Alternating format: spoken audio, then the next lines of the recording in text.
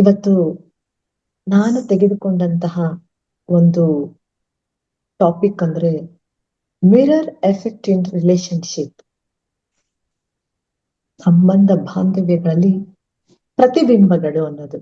ಅದಕ್ಕೆ ಮುಂಚೆ ನಿಮ್ಮೆಲ್ಲರ ನನ್ನ ಪ್ರೀತಿಯ ಗುರುಗಳಾದ ಪತ್ರಿಜಿಯವರಿಗೂ, ವರ್ಣಮಾಲ ಅಮ್ಮನವರಿಗೂ, ಭೂತಾಯಿಗೂ, ಪ್ರಕೃತಿ ಮಾತೆಗೂ, ಋಷಿವೃಂದಕ್ಕೂ, ಗುರುವೃಂದಕ್ಕೂ, ಇಲ್ಲಿ ನೆರೆದಂತಹ ನನ್ನ ಎಲ್ಲ ಆತ್ಮ ಬಂಧುಗಳಿಗೂ ನನ್ನ ಹೃದಯಪೂರ್ವಕ ವಂದನೆಗಳನ್ನು ತಿಳಿಸುತ್ತಿದ್ದೇನೆ ಮಾಸ್ಟರ್. ಇಂತಹ ಅವಕಾಶವನ್ನು ಕೊಟ್ಟಂತಹ ಈ ವೇದಿಕೆಗೂ, ರಂಗನಾಥ್ ಗುರುಜಿಯವರಿಗೂ, ಅಶ್ವಿನಿ ಮೇಡಮ್ ಅವರಿಗೂ ಪ್ರತ್ಯೇಕವಾಗಿ ನಾನು ಮನಪೂರ್ವಕವಾದ ಥ್ಯಾಂಕ್ಸ್ ಅನ್ನು ಹೇಳಕ್ ಇಷ್ಟಪಡ್ತೀನಿ. Thank you, thank you, thank you. Yes masters, ನಾನು ಹೇಳ್ದಂಗೆ ಇವತ್ತು ಪ್ರತಿಬಿಂಬಗಳು.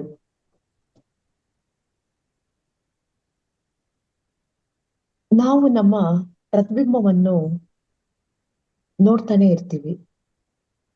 ಹಾಗೆ ಈ ಪ್ರಕೃತಿಯಲ್ಲಿಯೂ ನಾವು ನೋಡಿದಾಗ ಏನಾಗುತ್ತೆ, ನಮ್ಮ ಈ ಹ್ಯೂಮನ್ ಬಾಡಿಗೆ, ನೇಚರ್ಗೆ ಆ ಪ್ರತಿಬಿಂಬ ಎಫೆಕ್ಟ್ ಅಥವಾ ಪರಿಣಾಮ ಎಷ್ಟೋ ವಿಧ ವಿಧವಾಗಿ ನಾವು ನೋಡಬಹುದು. ಉದಾಹರಣೆಗೆ ಮಾಸ್ಟರ್ಸ್, ನೀವು ಪ್ರಕೃತಿಯಲ್ಲಿ ಒಂದು ಮರ ನೋಡ್ತೀರಾ ಅನ್ಕೊಳ್ಳಿ.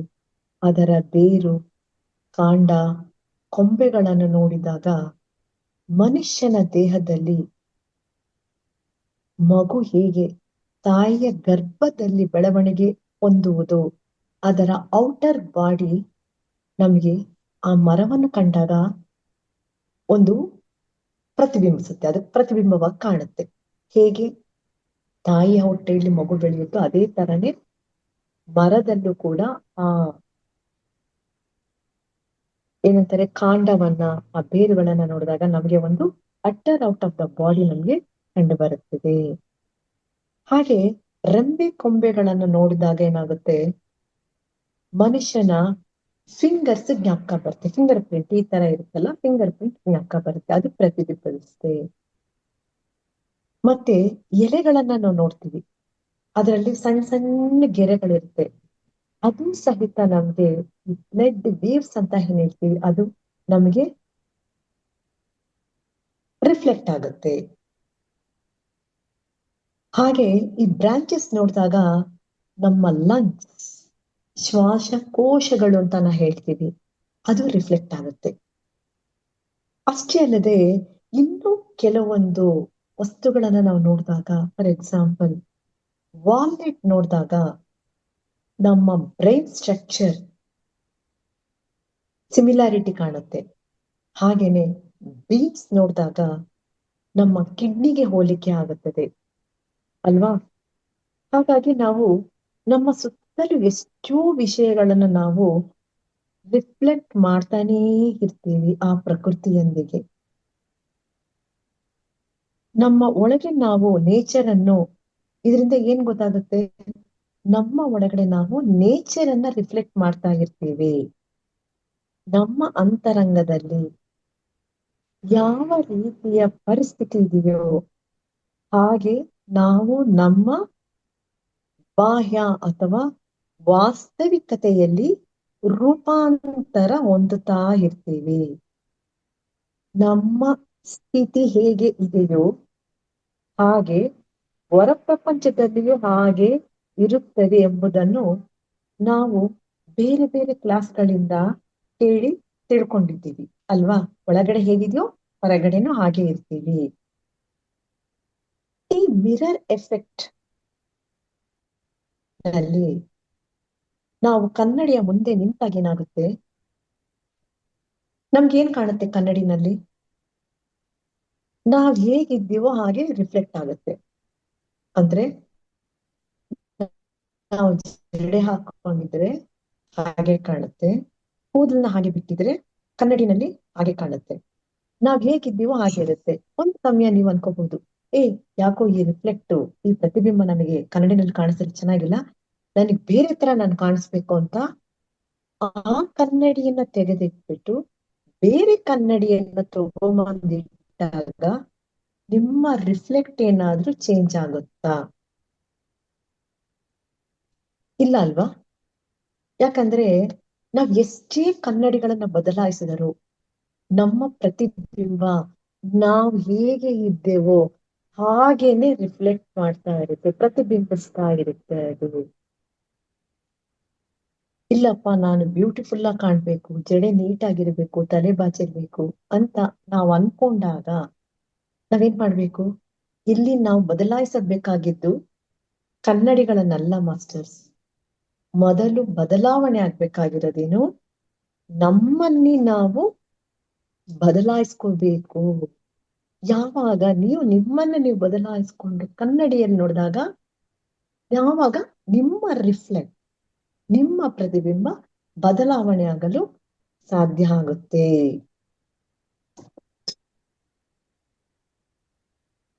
ಹಾಗೇನೆ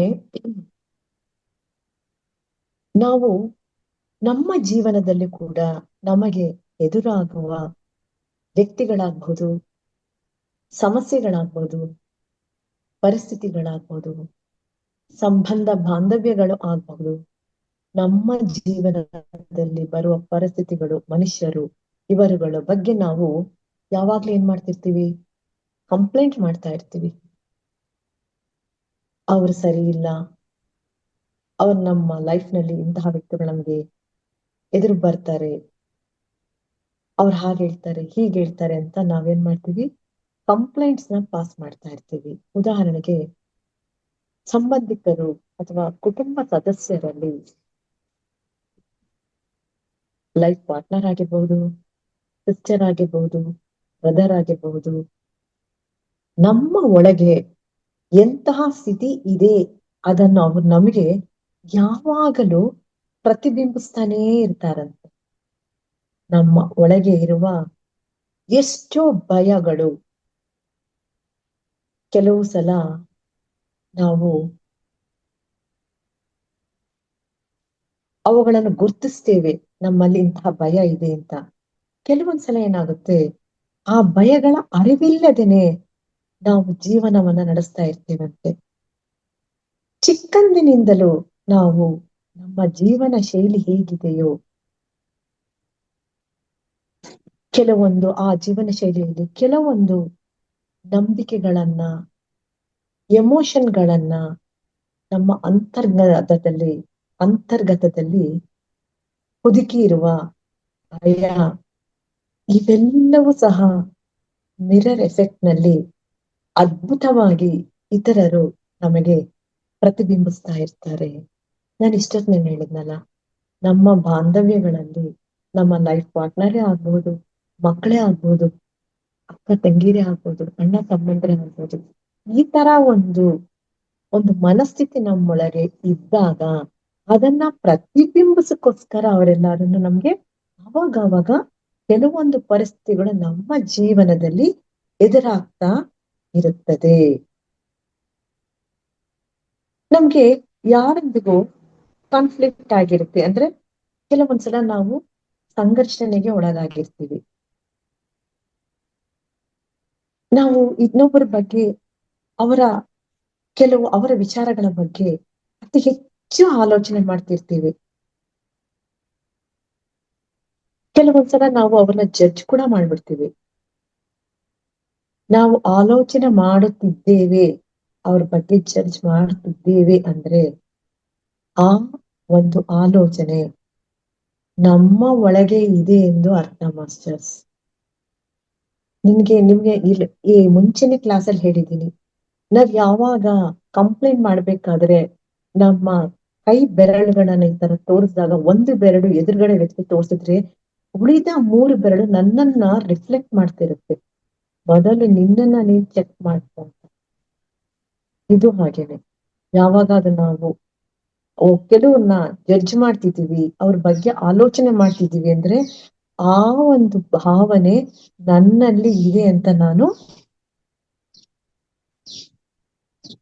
ಅರ್ಥ ಮಾಡ್ಕೋಬೇಕು. ಯಾವಾಗ ನನ್ನಲ್ಲಿ ಆ ಭಾವನೆ ಇರುತ್ತೋ ನಾವು ಇತರರ ಬಗ್ಗೆ ಬಹಳ ಸುಲಭವಾಗಿ ತೀರ್ಪುಗಳನ್ನ ಹೇಳ್ಬಿಡ್ತೇವೆ. ಒಂದು ಸಾರಿ ನಮ್ಮನ್ನ ನಾವು ನೋಡಿಕೊಂಡಾಗ ನಮ್ಮ ಬಗ್ಗೆ ಎಷ್ಟು ನೆಗೆಟಿವ್ ಆಲೋಚನೆಗಳು ಇವೆ ಅದನ್ನು ನಾನು ಇದೆ ಅಂದಾಗ ನಮ್ಮಲ್ಲಿ ಯಾವ ತರ ಇರುತ್ತೆ ಅಂದ್ರೆ, ಕೆಲವೊಂದು ಕಾರ್ಯಗಳು ಬಂದಾಗ ನಮ್ಮಲ್ಲಿ, ಓ ಈ ಕಾರ್ಯ ನಂಗೆ ಮಾಡಕ್ಕಾಗುತ್ತೋ ಇಲ್ವೋ, ನನ್ ಕೈಯಲ್ಲಿ ಆಗುತ್ತೋ ಇಲ್ವೋ ಅಂತ ಒಂದು ದ್ವಂದ್ವ ಮನಸ್ಥಿತಿ ನಮ್ಮಲ್ಲಿ ಏರ್ಪಡುತ್ತೆ. ಯಾವಾಗ ಈ ದ್ವಂದ್ವ ಮನಸ್ಥಿತಿ ನಮ್ಮಲ್ಲಿ ಇರುತ್ತೋ ನಾವು ಇತರರನ್ನು ಕಂಪ್ಲೇಂಟ್ ಮಾಡ್ತಾನೆ ಇರ್ತೀವಿ.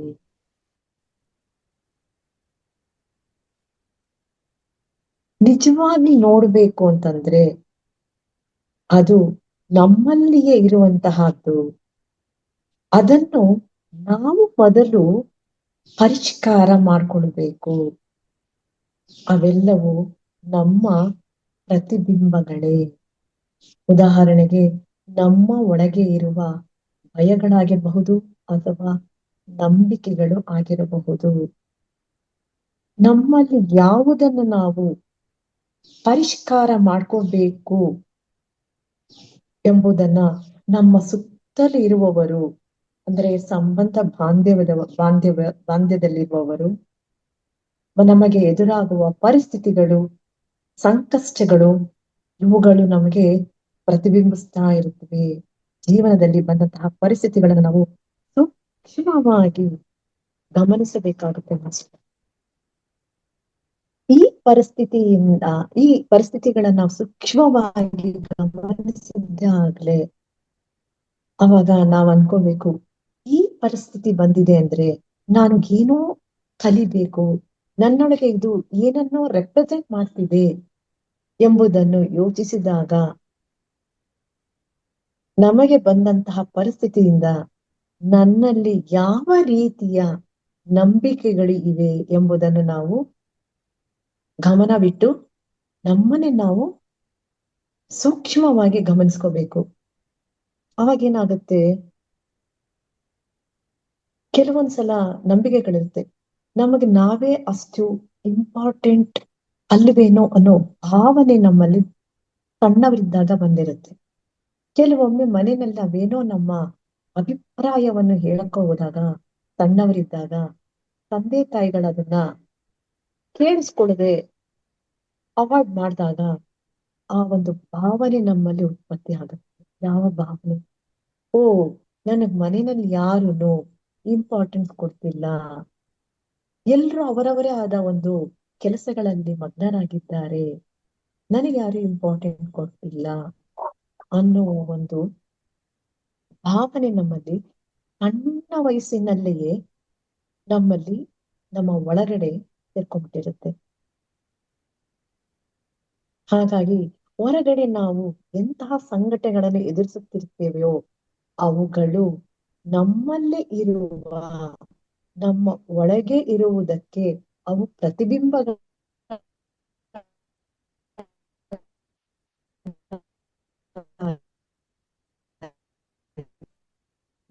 ನಮಗೆ ರಿಫ್ಲೆಕ್ಟ್ ಮಾಡ್ತಾ ಇರುತ್ತೆ. ಕಾನ್ಫ್ಲಿಕ್ಟ್ ಅಥವಾ ನಾವ್ ಅನ್ಕೋಬೇಕು ಮಾಸ್ಟರ್ಸ್, ಅದು ಬೇರೆಯವರೊಂದಿಗೆ ಅಲ್ಲ, ಅದು ನನ್ನ ಒಳಗೆ ಏನೋ ಪರಿಷ್ಕಾರವನ್ನು ನಾನು ಮೊದಲು ನನ್ನೊಳಗೆ ಮಾಡ್ಕೊಳ್ಬೇಕು. ಇದು ಬಹಳ ಮುಖ್ಯವಾದ ಅಂಶ ಅಂತಾನೆ ಹೇಳ್ಬೋದು ಮಾಸ್ಟರ್. ನಾವು ಕೆಲವೊಮ್ಮೆ ಎಲ್ಲಾ ಪರಿಸ್ಥಿತಿಗಳಲ್ಲಿ ವಿವರವಾಗಿ ಸ್ಪಂದಿಸ್ತೀವಿ. ಅದು ನಮ್ಗೆ ಏನು ತಿಳಿಯಪಡಿಸ್ತಿದೆ ಅಂದ್ರೆ, ಅಲ್ಲಿ ಏನೋ ಇದೆ, ಅದನ್ನು ನೀನು ಮೊದಲು ಗಮನಿಸು.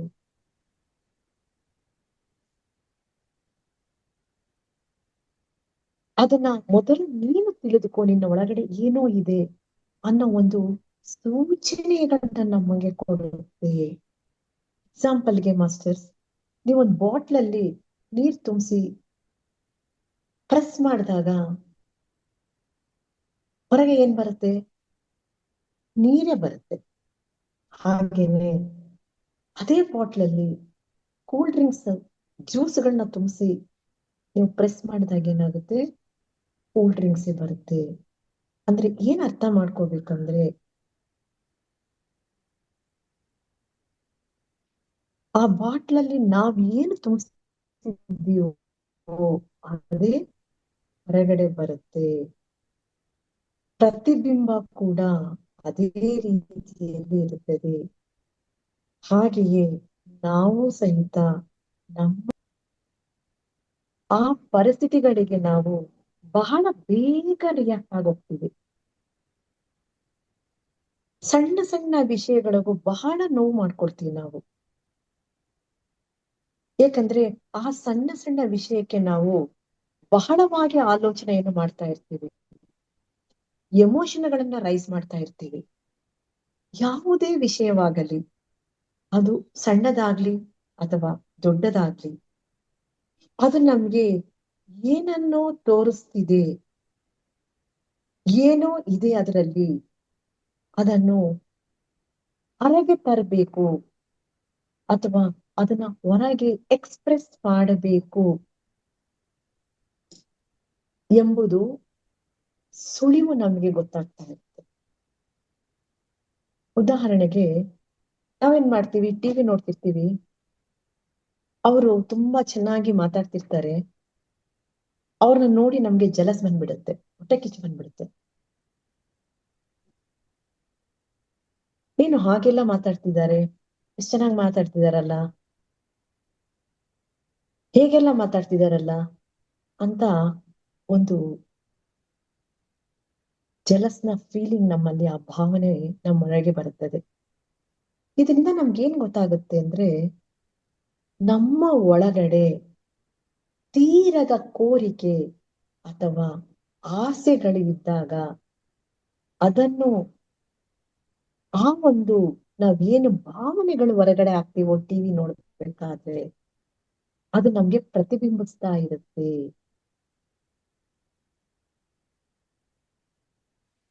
ಇನ್ನು ಕೆಲವು ಉದಾಹರಣೆಗಳು ಹೇಳ್ಬೇಕಂದ್ರೆ, ನಮ್ಮ ಕೊಲೀಗ್ಸು, ನಮ್ಮ ಸಂಬಂಧಿಕರು, ನಮ್ಮ ಫ್ರೆಂಡ್ಸು, ಅಕ್ಕಪಕ್ಕದವರು ಟ್ರಿಪ್ಗೆ ಹೋಗ್ತಾರೆ. ನಾವು ಅವ್ರ ಬಗ್ಗೆ ತುಂಬಾ ಕಮೆಂಟ್ ಗಳನ್ನ ಪಾಸ್ ಮಾಡ್ತಾ ಇರ್ತೀವಿ. ನೋಡಿದ್ರ, ಅವ್ರು ಹೇಗೆ ಟ್ರಿಪ್ಗೆ ಹೋಗ್ತಿದ್ದಾರೆ, ಇಂಥ ಸಮಯದಲ್ಲಿ ಅವ್ರು ಹೋಗ್ಬೋದಾ ಅಂತ ನಾವು ಕಮೆಂಟ್ ಗಳನ್ನ ಪಾಸ್ ಮಾಡ್ತಾ ಇರ್ತೀವಿ. ಅಲ್ಲೇನ್ ಗೊತ್ತಾಗುತ್ತೆ, ನಮ್ಮ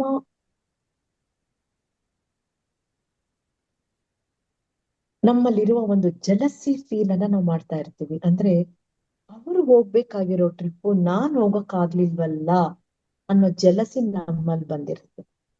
ಯಾಕೆ ಬರುತ್ತೆ? ನಮ್ಮಲ್ಲಿ ತೀರದ ಬಯಕೆ ಅಥವಾ ಆಸೆ ಒಂದು ಎಷ್ಟೋ ದಿನಗಳಿಂದ ನಮ್ಮನ್ನು ಒದಗಿ ಹೋಗಿರುತ್ತೆ. ಅದನ್ನ ನಾವು ಈ ಮೂಲಕವಾಗಿ ಎಕ್ಸ್ಪ್ರೆಸ್ ಮಾಡ್ತಾ ಇರ್ತೀವಿ, ಅವ್ರ ಮೇಲೆ ಕಾಮೆಂಟ್ ಗಳನ್ನ ಮಾಡ್ತಾ ಇರ್ತೀವಿ. ಇನ್ನೂ ಒಂದ್ಸಲ ಏನಾಗುತ್ತೆ, ನಾವು ಟ್ರಿಪ್ ಹೋದವ್ರನ್ನ ನೋಡ್ಬಿಟ್ಟು, ನೋಡಿ ಎಷ್ಟು ಡೇಂಜರಸ್ ಪ್ಲೇಸ್ಗೆ ಹೋಗಿದ್ದಾರೆ ಅವರು, ಏನಾದ್ರೂ ಆಗೋದ್ರೆ ಅಂತ ಭಯವನ್ನು ವ್ಯಕ್ತಪಡಿಸ್ತಾ ಇರ್ತೀವಿ ಅವ್ರ ಬಗ್ಗೆ ನಾವು.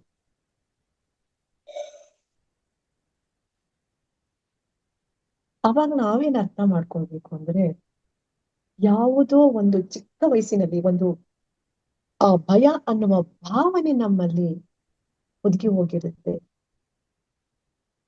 ಅದು ನಮ್ಗೆ, ನಾವ್ ಹೇಳ್ದಾಗ ಏನಾಗುತ್ತೆ, ಅದು ರಿಫ್ಲೆಕ್ಟ್ ಮಾಡ್ತಿರುತ್ತೆ. ನಿನ್ನ ಒಳಗಡೆ ಈ ಭಾವನೆ ಇದೆ, ಭಯ ಎಂಬ ಭಾವನೆ ಇದೆ.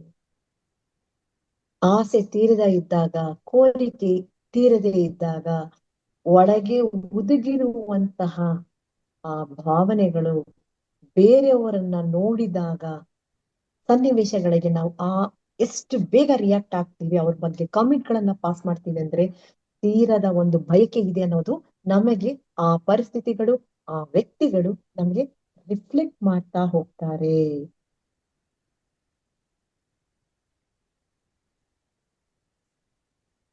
ಇಂತಹ ಪರಿಸ್ಥಿತಿಗಳು ಬಂದಾಗ ನಾವು ಆ ವ್ಯಕ್ತಿಗಳಿಗೆ, ಆ ಪರಿಸ್ಥಿತಿಗೆ ರಿಯಾಕ್ಟ್ ಆಗದೆ, ಅವರ ಬಗ್ಗೆ ಯಾವುದೇ ಹೇಳಿಕೆಗಳನ್ನು ನೀಡದೆ, ಅವೆಲ್ಲವನ್ನು ನಾವೇನ್ ಮಾಡ್ಬೇಕು, ಸಾಕ್ಷೀಭೂತರಾಗಿ ನೋಡಿದಾಗ ನಮ್ಮ ಜೀವನದಲ್ಲಿ ನಾವು ಒಂದು ಹೆಜ್ಜೆ ಮುಂದೆ ಹೋದಂಗೆ ಆಗುತ್ತೆ ಮಾಸ್ಟರ್.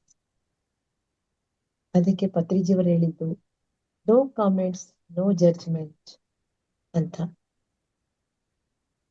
ನಾವು ಅತಿ ಸುಲಭವಾಗಿ ಕಮೆಂಟ್ ಗಳನ್ನ ಪಾಸ್ ಮಾಡ್ಬಿಡ್ತೀವಿ. ಅದು ಬೇಡ ಅಂತ ಸರ್ ಹೇಳಿದ್ದಾರೆ. ನಾವ್ ಯಾವಾಗ ಪಾಸ್ ಮಾಡ್ತೀವೋ ಕಮೆಂಟ್ ಗಳನ್ನ, ಅದು ನಮ್ಮ ಒಳಗಡೆ ಇರುವಂತಹ ಭಾವನೆಯನ್ನು ಪ್ರತಿಬಿಂಬಿಸ್ತಾ ಇರುತ್ತೆ. ಉದಾಹರಣೆಗೆ ನಮ್ಮ ಸುತ್ತ ಇರುವ ಸಂಬಂಧಿಕರು ಯಾವುದೋ ವಿಷಯದ ಬಗ್ಗೆ ನಮ್ಮನ್ನು ಬಹಳಷ್ಟು ಟ್ರಿಗರ್ ಮಾಡ್ತಾ ಇರ್ತಾರೆ. ನಮ್ಗೆ ಕೋಪ ಬರುವ ರೀತಿನಲ್ಲಿ ನಮ್ಮನ್ನು ಮಾತಾಡಿಸ್ತಾ ಇರ್ತಾರೆ. ಮಾಸ್ಟರ್ಸ್ ಎಕ್ಸಾಂಪಲ್, ನಾವೆಲ್ಲ ಚಿಕ್ಕವರಾಗಿರ್ಬೇಕಾದ್ರೆ ಎಕ್ಸಾಮಿನೇಷನ್ ಬರ್ದಿರ್ತೀವಿ, ಓದ್ಬೇಕಾದ್ರೆ ರಿಸಲ್ಟ್ ಬಂದಿರುತ್ತೆ. ತಂದೆ ತಾಯಿರು ನಮ್ಮಗಳನ್ನ ಬೇರೆ ಮಕ್ಕಳ ಜೊತೆ ಕಂಪೇರ್ ಮಾಡಿ ಹೇಳ್ತಿರ್ತಾರೆ, ನೋಡ್ ಅವನ್ ಎಷ್ಟ್ ಚೆನ್ನಾಗಿ ಓದಿ ಒಳ್ಳೆ ಮಾರ್ಕ್ಸ್ ತಗೊಂಡಿದ್ದಾನೆ, ನೀನ್ ಯಾಕೆ ಈ ತರ ಮಾಡಿದೀಯ ಅಂತ ನಮ್ಮನ್ನ ಕಂಪೇರ್ ಮಾಡ್ತಾ ಇರ್ತಾರೆ ಅಲ್ವಾ. ಇದು ನಾವು ಬಹಳ ಸಲ ಫೇಸ್ ಮಾಡಿರ್ತೀವಿ. ಈಗ ನಾವು ನಮ್ಮ ಮಕ್ಕಳಿಗೆ ಅದನ್ನ ಹೇಳ್ತಾ ಇರ್ತೀವಿ, ಮಾಡ್ತಾ ಇರ್ತೀವಿ.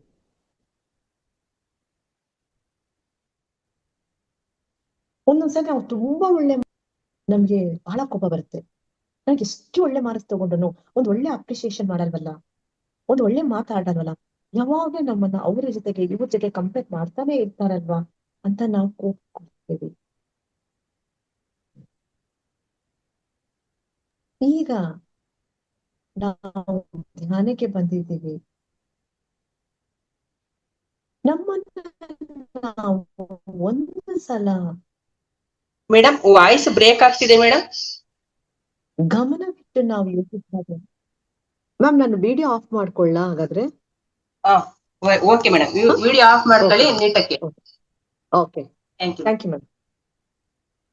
ನಾವೇನ್ ಮಾಡ್ತೀವಿ, ಕೆಲವೊಂದ್ಸಲ ಯಾಕೆ ನಮ್ಗೆ ಎಷ್ಟು ಒಳ್ಳೆ ಮಾರ್ಕ್ಸ್ ಸಿಗೋದು ನಮ್ಮನ್ನ ಈ ತರ ಕಂಪೇರ್ ಮಾಡ್ತಾರಲ್ಲ ಅಂತ ನಾವು ಕೋಪ ಮಾಡ್ಕೊಳ್ತೀವಿ. ನಮ್ಮನ್ನ ನಾವು ಸೂಕ್ಷ್ಮವಾಗಿ ಗಮನಿಸಿದ್ದೇ ಆದರೆ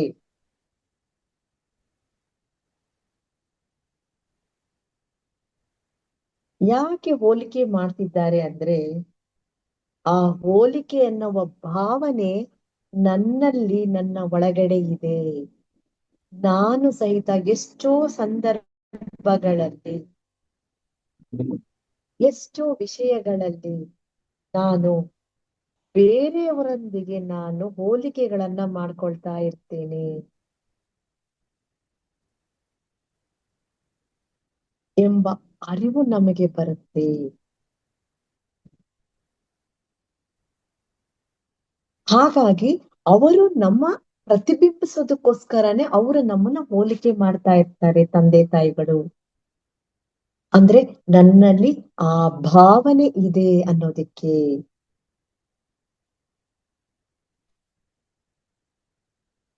ಅವಾಗ ನಾವೇನ್ ಮಾಡ್ಬೇಕು ಅಂದ್ರೆ,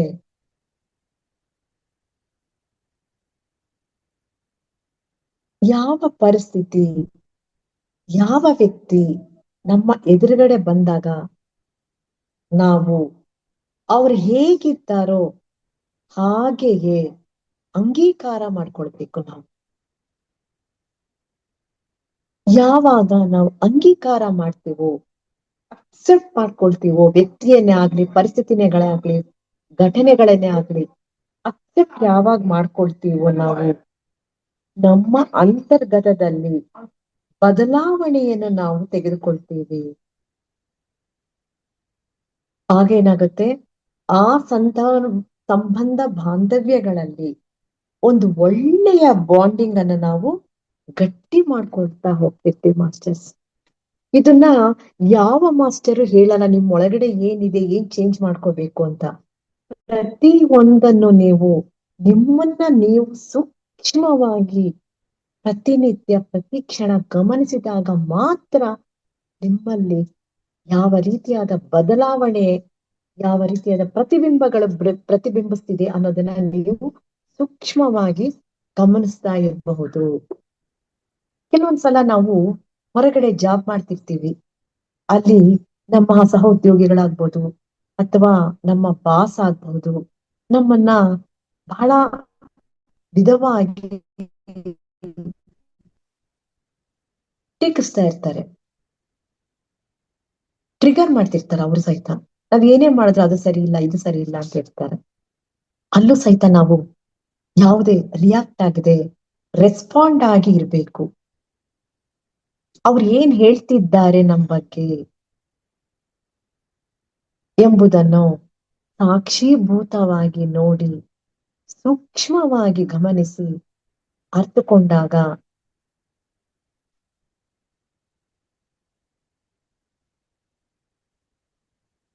ನಾನು ಅವ್ರು ಹೇಳಿದ್ರಲ್ಲಿ ನಾನು ಕಲಿಯಬೇಕಾದದ್ದು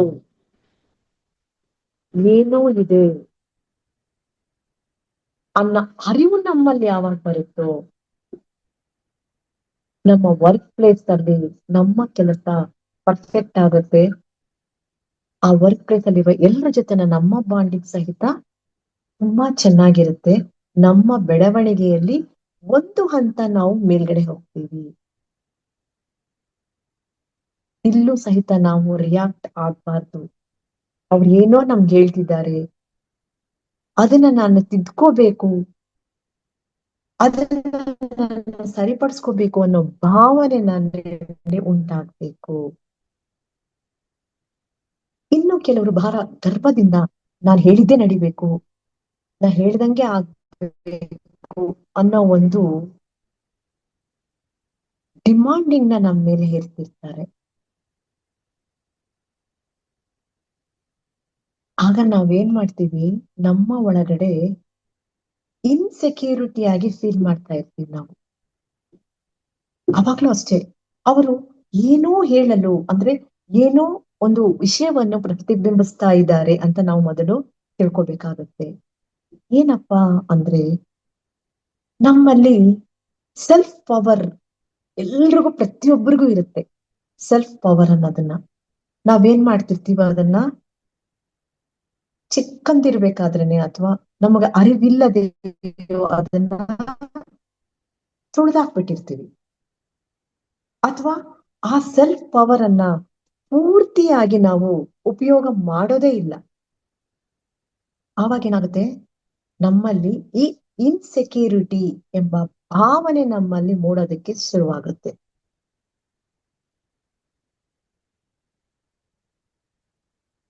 ಈ ಒಂದು ಏನಾಗುತ್ತೆ, ಕೆಲವೊಂದು ಸಲ ನಮ್ಮ ರಿಲೇಶನ್ಶಿಪ್ ಅಲ್ಲಿ, ನಮ್ಮ ಫ್ರೆಂಡ್ಶಿಪ್ ಅಲ್ಲಿ ಅವರೊಂದಿಗೆ ನಾವು ಹೇಗೆ ನಡ್ಕೊಳ್ತಿದ್ದೀವಿ ಎನ್ನೋದು ನಮ್ಮ ನಡವಳಿಕೆಗಳು ಪ್ರತಿಬಿಂಬಿಸ್ತಾ ಇರುತ್ತೆ.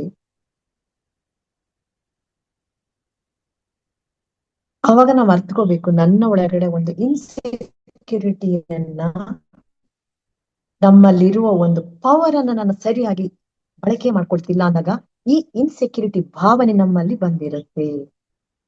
ಮತ್ತೆ ಕೆಲವೊಂದ್ಸಲ ನಮ್ಮ ಪರಿಸ್ಥಿತಿಗಳು, ಕೆಲವೊಂದು ಸಂಘಟನೆಗಳು ಸಕಾರಾತ್ಮಕವಾಗಿ ಅಥವಾ ನಕಾರಾತ್ಮಕ ಪರಿಸ್ಥಿತಿಗಳು ಮತ್ತೆ ಮತ್ತೆ ನಮಗೆ ರಿಪೀಟ್ ಆಗ್ತಾ ಹೋಗ್ತಾ ಇರುತ್ತೆ ನಮ್ಮ ಲೈಫಲ್ಲಿ. ನಮ್ಮನ್ನ ನಾವು ಯಾರೋ ನಮ್ಮನ್ನ ಅವಮಾನ ಮಾಡ್ದಂಗೆ, ರಿಜೆಕ್ಟ್ ಮಾಡ್ದಂಗೆ, ಅಥವಾ ನಮ್ಮನ್ನ ಅವರಷ್ಟು ಕೇರ್ ಮಾಡಲ್ಲ ಅನ್ನುವಂತಹ ಭಾವನೆಗಳು, ಪರಿಸ್ಥಿತಿಗಳು ನಮಗೆ ರಿಫ್ಲೆಕ್ಟ್ ಆಗ್ತಾ ಹೋಗುತ್ತೆ ನಮ್ಮ ಲೈಫಲ್ಲಿ. ಅವಾಗ ನಾವ್ ಅನ್ಕೋಬೇಕು, ಇದು ನಮ್ಮನ್ನ ಏನಕ್ಕೋಸ್ಕರ, ಯಾವ ವಿಷಯ ತಿಳಿಸ್ಕೋಸ್ಕರ ನಮ್ಗೆ ರಿಫ್ಲೆಕ್ಟ್ ಆಗ್ತಿದೆ ಅನ್ನೋದನ್ನ ನಾವು ತಿಳ್ಕೊಂಡಾಗ ಏನಾಗುತ್ತೆ, ನಮ್ಮ ಒಳಗಡೆ ಒಂದು ಭಾವನೆ ಇರುತ್ತೆ, ಆ ವಿಷಯಕ್ಕೆ ನಾನು ಯೋಗ್ಯನಾ,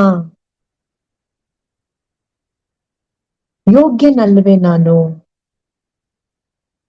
ಅನ್ನೋ ಒಂದು ಬಾಂಡ್ ಸೆಟ್ ಎಂಬುದು ನಮ್ಮ ಇನ್ನರ್ ಬಿಲೀವ್ ಅನ್ನು ರಿಫ್ಲೆಕ್ಟ್ ಮಾಡ್ತಾ ಇರುತ್ತೆ.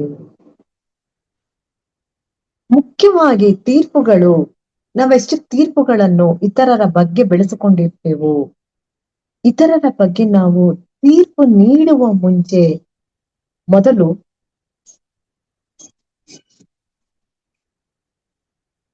ನಾವೇನ್ ಅನ್ಕೋಬೇಕು, ಇದು ನನಗೆ ಬೇಕಾಗಿಲ್ಲ, ಇದರ ಅಗತ್ಯ ಇಲ್ಲ ಅಂತ ಕೆಲವೊಂದು ವಿಷಯಗಳನ್ನ ನಾವು ತಳ್ಳಿ ಹಾಕ್ಬಿಟ್ಟಿರ್ತೀವಿ. ನಮ್ಗ್ ಗೊತ್ತಿಲ್ದೇನೋ ಗೊತ್ತಿದ್ದು ನಾವು ತಳ್ಳಿಬಿಟ್ಟಿರ್ತೀವಿ. ನಾವ್ ಯಾವಾಗ ಬೇರೆಯವರಿಗೆ ತೀರ್ಪು ಕೊಡ್ತಿರ್ತೀವೋ ನಾವೇನ್ ಅನ್ಕೋಬೇಕು ಅಂದ್ರೆ, ಅದೇನ್ ರಿಫ್ಲೆಕ್ಟ್ ಮಾಡುತ್ತೆ ಅಂದ್ರೆ, ಪ್ರತಿಬಿಂಬಿಸುತ್ತೆ ಅಂದ್ರೆ, ನಾವು ತಳ್ಳಿ ಹಾಕಿದಂತಹ ವಿಷಯಗಳ ಬಗ್ಗೆ ನಾವು ತೀರ್ಪುಗಳನ್ನ ಕೊಡ್ತಾ ಇರ್ತೀವಿ. ಅದನ್ನ ನೀವು ನಿಮ್ಮಲ್ಲಿ ಚೆಕ್ ಮಾಡ್ಕೋಬೇಕು. ಯಾವ ವಿಷಯಗಳನ್ನ ನಾನು ತಳ್ಳಿ ಹಾಕ್ಬಿಟ್ಟಿದೀನಿ ಅನ್ನೋದನ್ನ ಅರ್ಥಕೊಂಡಾಗ ಏನಾಗುತ್ತೆ, ನಾವು ಕೊಡುವಂತಹ ತೀರ್ಪುಗಳೇನಾಗುತ್ತೆ, ಆ ತಳ್ಳಿ ಹಾಕಿದಂತಹ ವಿಷಯ ಬಗ್ಗೆ ನಾವು ತೀರ್ಪುಗಳನ್ನ ನಾವು ಕೊಡ್ತಾ ಇರ್ತೀವಿ. ಇವೆಲ್ಲ ನಮ್ಗೆ ಯಾವಾಗ ಗೊತ್ತಾಗುತ್ತೋ ಆವಾಗ ನಾವು ಬೇರೆಯವರ ಬಗ್ಗೆ ತೀರ್ಪುಗಳನ್ನ ಕೊಡಲು, ಜಡ್ಜ್ಮೆಂಟ್ ಮಾಡಲು ಒಂದು ಕ್ಷಣ ನಾವು ಆಲೋಚಿಸ್ತೀವಿ. ಇದು ನನ್ನ ಒಳಗಡೆ ಯಾಕೆ ನಾನು ಈ ರೀತಿ ಜಡ್ಜ್ಮೆಂಟ್ ಮಾಡ್ತಿದ್ದೀನಿ, ಯಾಕೆ ನಾನು ಈ ರೀತಿಯಾದ ತೀರ್ಪುಗಳನ್ನ ನೀಡ್ತಿದ್ದೀನಿ ಅಂತ ಮೊದಲು ನಾವು ನಮ್ಮನ್ನು ಚೆಕ್ ಮಾಡ್ಕೊಂಡಾಗ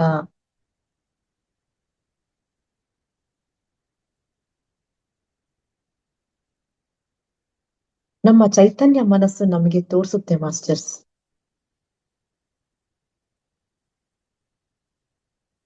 ಇದ್ರೊಳಗಡೆ ನಮ್ಮಲ್ಲಿ ಏನೋ ಒಂದು ಭಾವನೆಗಳಿದೆ, ಅದನ್ನ ನಾವು ಇನ್ನೊಬ್ಬರ ಪರವಾಗಿ ಬೆರಳೆತ್ತು ತೋರಿಸಿ ನಾವು ತೀರ್ಪುಗಳನ್ನ ಕೊಡ್ತಿದ್ದೀವಿ ಅಂತ ನಾವು ತಿಳ್ಕೊಂಡಾಗ ಏನಾಗುತ್ತೆ, ಬಂದಂತಹ ಪರಿಸ್ಥಿತಿಗಳನ್ನ, ಬಂದಂತಹ ಸಂಘಟನೆಗಳನ್ನ, ನಮಗೆ ಎದುರಾಗುವ ವ್ಯಕ್ತಿಗಳನ್ನ ಅವು ಪ್ರಾಬ್ಲಮ್ ಅಂತ ನೋಡದೆ ಅದನ್ನ ಅವಕಾಶಗಳನ್ನಾಗಿ ಮಾಡಿಕೊಂಡಾಗ ಒಂದು ಅದ್ಭುತವಾದ ಟೂಲ್ ಆಗಿ ನಾವು ಮತ್ತೊಂದು ಮೇಲೆ ಹೋಗಲು ಸಾಧ್ಯವಾಗುತ್ತೆ ಮಾಸ್ಟರ್ಸ್.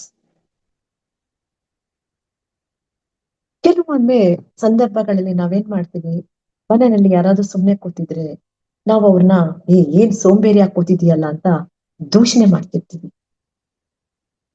ಯಾವಾಗ್ಲೂ ಕುತ್ಕೊಂಡೇ ಇರ್ತೀಯ, ಏನು ಕೆಲಸ ಮಾಡೋದೇ ಇಲ್ಲ ಅಂತ. ಯಾಕಂದ್ರೆ ನಾವು ಒಂಥರ ಬಿಸಿ ಶೆಡ್ಯೂಲ್ ನಲ್ಲಿ ಇರ್ತೀವಿ. ಆ ಕೆಲಸ ಮಾಡು, ಈ ಕೆಲಸ ಮಾಡು, ಅದನ್ನ ಮಾಡು, ಇದನ್ ಮಾಡು ಅಂತ ಒಂದು ಒಂದು ಬಿಸಿಯಾಗಿ ನಮ್ಮನ್ನ ನಾವು ತೊಡಸ್ಕೊಂಡ್ಬಿಟ್ಟಿರ್ತೀವಿ. ಯಾವಾಗ ಈ ರೀತಿಯಾಗಿ ನಾವು ಸೋಮಾರಿ ಅಂತ ಅಂದ್ಬಿಟ್ಟು ನಾವು ಬೆರಳು ತೋರಿಸಿ ಇನ್ನೊಬ್ಬರನ್ನ ನಾವು ಬೆರಳು ತೋರಿಸಿ ಮಾತನಾಡ್ತೀವೋ, ನಾವು ಒಂದು ಕ್ಷಣ ನಮ್ಮ ಬಗ್ಗೆ ನಾವು ಯೋಚಿಸಿ ಅಂತರ್ಗತದಲ್ಲಿ ಚೆಕ್ ಮಾಡ್ಕೊಂಡಾಗ ನಮ್ಮನ್ನ ನಾವು ಸಣ್ಣ ವಯಸ್ಸಿನಲ್ಲಿ ನಮ್ಗೆ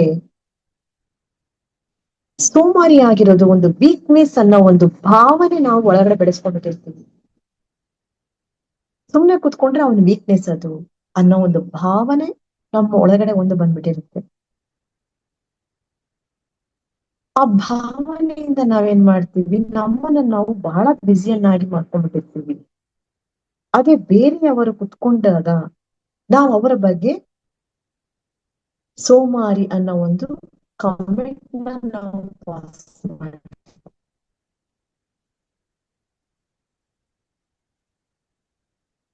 ಆ ವೀಕ್ನೆಸ್ ಅನ್ನುವ ಭಾವನೆಯನ್ನು ನಾವು ನಮ್ಮ ಅಂತರ್ಗತದಿಂದ ಸರಿಪಡಿಸ್ಕೋಬೇಕು. ಹೇಗೆ ಸರಿಪಡಿಸ್ಕೋಬೇಕು? ಇಲ್ಲ, ನಾನು ಧ್ಯಾನಕ್ಕೆ ಬಂದಿದ್ದೇನೆ, ನಾನು ಧ್ಯಾನವನ್ನು ಮಾಡಬೇಕು. ಈ ಧ್ಯಾನಕ್ಕೆ ಈ ಭೌತಿಕವಾದ ಶರೀರ ಬಹಳ ಬಹಳ ಮುಖ್ಯವಾದದ್ದು. ಆ ಭಗವಂತ, ಆ ಯೂನಿವರ್ಸ್ ಅಂತ ನಾವ್ ಏನ್ ಹೇಳ್ತೀವೋ, ನಮಗೆ ಕೊಟ್ಟಂತಹ ಈ ಅದ್ಭುತವಾದ ಈ ದೇಹಕ್ಕೆ ನಾವು ಎಲ್ಲಾ ರೀತಿಯಾದ ಒಂದು ರೆಸ್ಪೆಕ್ಟ್ ಅನ್ನ ನಾವು ಕೊಡಬೇಕು. ಅದಕ್ಕೆ ಬೇಕಾದಂತ ವಿಶ್ರಾಂತಿಯನ್ನ ನಾವು ಕೊಡಬೇಕು. ಒಂದು ಭಾವನೆ ನಮ್ಮಲ್ಲಿ ಹುಟ್ಟದಾಗ ಏನಾಗುತ್ತೆ, ನಾವು ಇನ್ನೊಬ್ಬ ಬಗ್ಗೆ ಕಮೆಂಟ್ ಮಾಡ್ತೀವಲ್ವಾ, ಸೋಂಬೇರಿ ನೀನು ಅನ್ನೋದು, ಅದು ಎಲ್ಲೂ ಇಲ್ಲ ಮಾಸ್ಟರ್.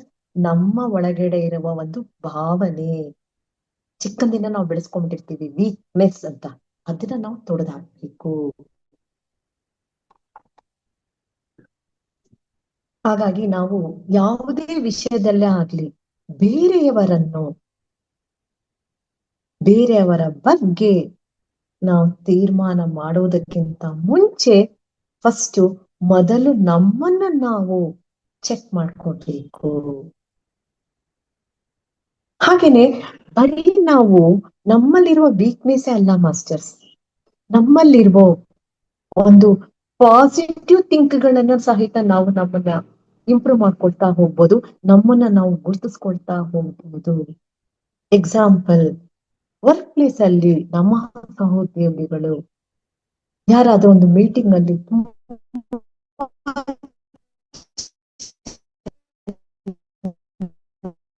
ಮಾತಾಡಿದ್ರೆ, ನಾವು ನಮ್ಮ ಮನಸ್ಸಿನ ಆಳದಿಂದ ಅವ್ರಿಗೆ ತುಂಬಾ ಚೆನ್ನಾಗಿ ಮಾತಾಡಿದ್ರಿ ಪಡಿಸ್ಬೇಕು.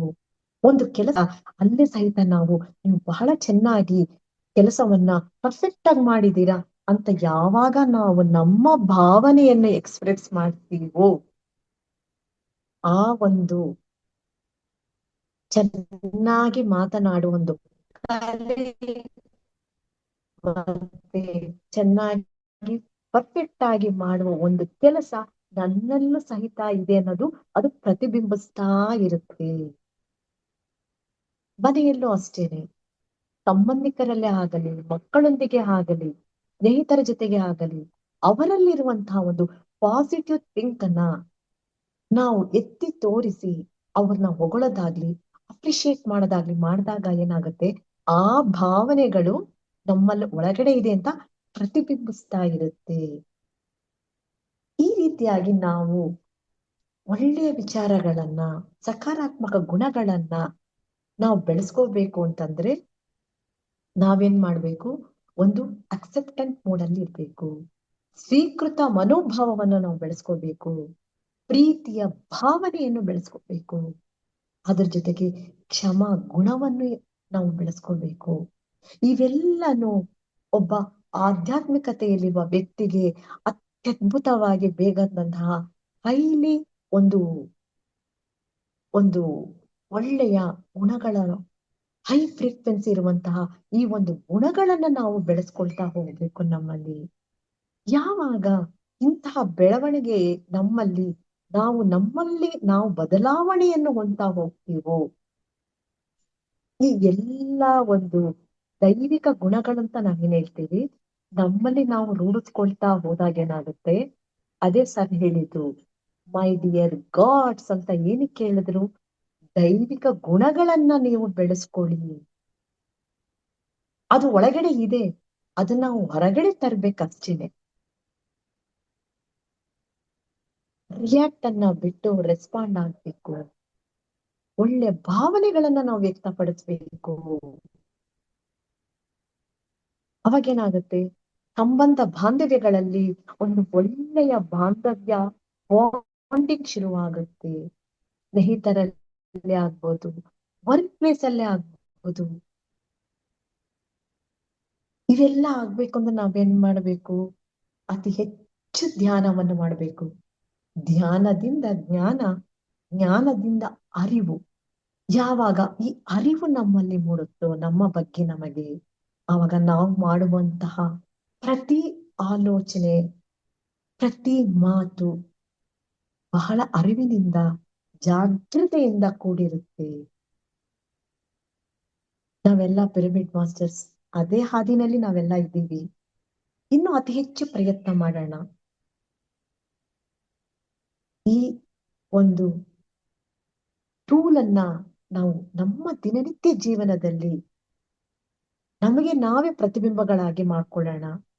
ನಾವು ಏನೇ ಹೇಳೋದಕ್ಕಿಂತ ಮುಂಚೆ ನನ್ನೊಳಗಡೆ ಏನಿದೆ ಅನ್ನೋದನ್ನ ಸೆಲ್ಫ್ ಚೆಕ್ ಮಾಡ್ಕೊಳ್ತಾ ಮುಂದಕ್ಕೆ ಹೆಜ್ಜೆ ಹಾಕೋಣ ಅಂತ ಹೇಳ್ತಾ, ನನಗೆ ಈ ಅವಕಾಶವನ್ನು ಕೊಟ್ಟಂತ ಈ ವೇದಿಕೆಗೂ, ರಂಗನಾಥ್ ಗುರುಜಿಯವರಿಗೂ, ಇಲ್ಲಿ ನೆರೆದಂತ ನನ್ನ ಎಲ್ಲ ಆತ್ಮ ಬಂಧುಗಳಿಗೂ ನನ್ನ ತುಂಬು ಹೃದಯದ thank you, thank you, thank you.